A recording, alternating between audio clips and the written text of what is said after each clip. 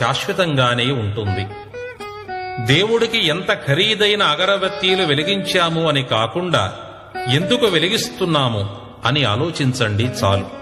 మన బుద్ధి వికసించి జ్ఞానము తెలుస్తుంది. దేవునికి సమర్పిస్తున్నది అగరబత్తీలు కాదు, అందులోని సువాసనలు మాత్రమే అని, ఆ సువాసనలు కూడా బయటకు వచ్చి పరమాత్మకు అంకితం కావాలంటే అగ్ని అంటించాలని తెలుసుకున్నట్లే భగవంతుని సన్నిధానంలో శరీరం కాదు ఆత్మను సమర్పించాలని, దీనినే దేవుని యందు లగ్నం చెయ్యాలని తెలుస్తుంది. శరీరం శాశ్వతం కాదు, అది ఒకనాటికి అగరబత్తీలా కాలి బూడిదగా మారిపోతుంది. సుగంధం వంటి ఆత్మ